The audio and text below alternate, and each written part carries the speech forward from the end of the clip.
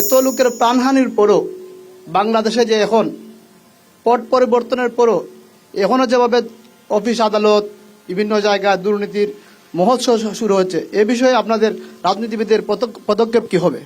আপনাদের এলাকায় তার মানে এটা হচ্ছে এখনো?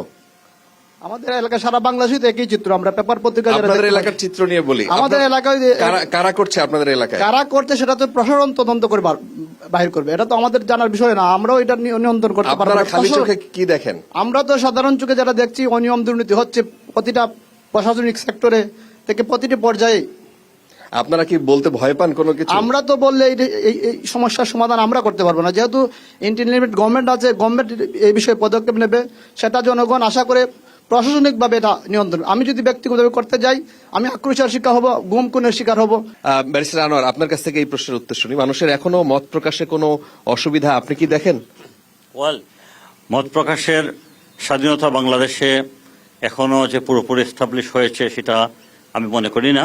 বাট এইটাও ইকুয়ালি আমি মনে করি না যে 5ই আগস্টের পট পরিবর্তনের পরেই যে র্যাপিডলি আপনি একদম চেঞ্জ করে ফেলবেন। বা it's a matter of time, it may take time, but সেটা আপনাকে আগামী নির্বাচন পর্যন্ত অপেক্ষা করতে হবে। সেই নির্বাচনের মধ্য দিয়ে যদি আসলে এই দেশের জনগণ সঠিক লিডারশিপ তৈরি করতে পারে, তাহলে ওয়ান ডে ইনশাল্লাহ। তিনি প্রশ্ন করেছেন যে তিনি 5 আগস্টের পর যে পরিবর্তনের আশায় মানুষের এই স্যাক্রিফাইস, সেই জায়গাটায় তিনি 5 আগস্টের পরও ঠিক একই রকম চিত্রই দেখতে পাচ্ছেন, কিন্তু তিনি এখনো বলতে ভয় পাচ্ছেন যে কারা সেগুলো করছে। নিশ্চয়, সেটাই তো আমি বললাম যে এটার আপনি একদিনে আশা করতে পারেন না। নিশ্চয়ই এখনো কিছু কিছু হচ্ছে এটার পট পরিবর্তনের জন্য। কিছু যদি হয়, কারা করছে এগুলো? এটা বিভিন্ন জায়গায় বিভিন্ন লোকজন করছে। একই সব জায়গায় একই ধরনের লোকজন জড়িত নয়। আপনার এলাকায় কারা জড়িত?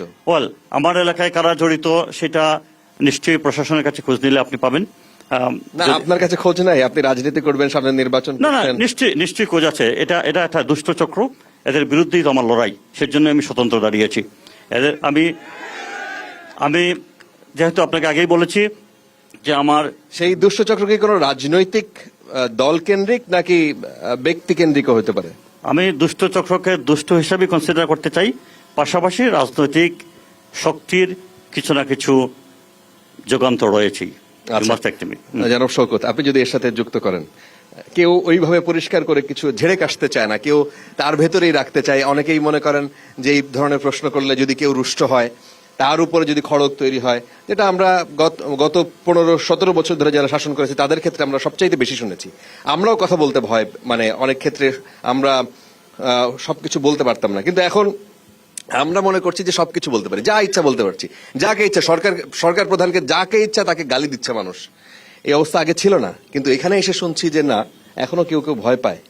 আমাদের যে 17 বছরের যে একটা ধারাবাহিকতা বিভিন্ন সেক্টরে চলছে এবং প্রশাসনও চলছে। প্রশাসনে যারা এই যে কাজগুলা করে, পাবলিক এবং প্রশাসন, পাবলিকগুলা কোনো দলের না, এরা সবসময় একই সরকারি দলের সুযোগটা নেয়। এখন আমাদের এই 17 বৎসরের পরে আমাদের জনগণের বা আমরা যারা রাজনীতি করি তাদের আশা ছিল যে আমরা ভালো একটা প্রশাসন পাবো, ভালো একটা গণতান্ত্রিক প্রক্রিয়া পাবো। কিন্তু এই গভর্নমেন্ট 16 মাসে তাদের এই পারফরমেন্স দেখাতে পারে নাই। এখন আমাদের কেউ না কেউ দাঁড়াতে হবে, অন্যায়ের বিরুদ্ধে দাঁড়াতে হবে যে এই অন্যায় করে। এখন আমরা এখানে যারা সবাই বলতেছি, এটা অন্যায়কে চিহ্নিত করে বলতেছি না, এটা মানুষের মানসিক ভয়। কিন্তু এখন তো সরকারের বিরুদ্ধে প্রতিদিন মিছিল হচ্ছে, আন্দোলন হচ্ছে, গালাগালি হচ্ছে। কারণ আমাদেরকে জনগণকে দাঁড়াতে হবে, আমাদের সম্পদ, আমাদের সমাজ ব্যবস্থা দাঁড়াইতে হলে আমাদেরকে দাঁড়াতে হবে। হ্যাঁ, এখানে দলের প্রত্যেক রাজনৈতিক দলের ভূমিকা নিতে হবে। আমরা মনে করি যদি গণতান্ত্রিক প্রক্রিয়া ফিরে আসে, আমরা অবশ্যই এই প্রথাকে আমরা বিলুপ্ত করব এবং এর বিরুদ্ধে আমরা থাকবো। আচ্ছা, আমি যদি আপনি একটু এই প্রসঙ্গটা শেষ করি, তারপরে না, আমি এই প্রসঙ্গে যেটা বলবো, ভাই যে বিষয়টা নিয়ে এসেছেন এটা কিছুটা সত্য, কিন্তু ওভারঅল মানে একেবারে যে আগের থেকে কোনো পরিবর্তন হয় নাই এমন না। এখন মানুষ কথা বলতে পারে, একটা সাধারণ মানুষ কথা বলতে পারে। আপনারা যা ইচ্ছা তা লিখতে পারছেন? আমরা লিখতে পারছি, আমরা মানে 24-এর পরে আমরা লিখতে পারছি। 24-এর আগে কারণ লিখতে পারেন না এরকম কোনো ঘটনা আছে যে 24-এর আগে আপনারা লিখতেই পারেন না? 24-এর আগে এইখানে অনেকগুলো লোকজন ছিল, তাদের বিরুদ্ধে আসলে লেখাটা অনেক কঠিন ছিল, মানে এটা সম্ভবই ছিল না। হ্যাঁ, তো আমি এই বিষয়ে যেটা বলবো যে একটা পরিবর্তন হয়েছে। আগে আনঅফিসিয়ালি ওন করতো যারা এইসব কাজ করতো রাজনৈতিক দলগুলো, 24-এর পরে তাদেরকে এখন ওন করে না। তারা যা করতেছে তাদের নিজস্ব বলয় তৈরি করে করতেছে। একেবারে যে দলের সাইনবোর্ড ব্যবহার করে বিষয়টা এমন না, এবং যারা করে তাদের একটা ভয় রয়েছে যে সামনে নির্বাচন, এবার আমার একটা ফ্রি ফেয়ার ইলেকশনের মাধ্যমে জনগণের মুখোমুখি হতে হবে। এই জায়গা থেকে আমার ব্যক্তিগত যে অবজারভেশন যেটা, তাদের মধ্যে এই ধরনের একটা রয়েছে যে আমার সাধারণ মানুষের মুখোমুখি হতে হবে, এবং সাধারণ মানুষও এইভাবে দেখছে। তো আমরা আসলে আগে সবাই এটা বলছে যে এটা একটা দীর্ঘদিনের একটা ধারাবাহিকতা, আগের প্রশাসন, আচ্ছা। আগের জনগণ, আগের সবকিছু। হ্যাঁ, কিন্তু মানুষের মনোজগতে যে পরিবর্তনটা, সেটাকে যদি আমাদের যারা রাজনীতিবিদ রয়েছেন তারা যদি সামনের দিকে এগিয়ে নিয়ে যেতে পারেন, তাহলে হয়তো আপনারা কি বাংলাদেশে আপনাদের জায়গা থেকে বলবেন যে এখন প্রশাসন, DC office, UNO office, LGD office, এইসব জায়গায় সমাজসেবা অফিস, এইসব জায়গায় কমিশন বাণিজ্য এখন নাই? হ্যাঁ রয়েছে, কম বেশি রয়েছে, সব জায়গায় রয়েছে। তা এখন কারা করছে? সে তো আমরা সবসময় জানতাম যে প্রশাসন সাধারণত রাজনৈতিক দল যারা পাওয়ারফুল থাকে স্থানীয়ভাবে তাদের সাথে যোগসাজশ এটা করেন। প্রশাসন তাদের মতো করে তারা একটা সিন্ডিকেট করে নিয়েছে।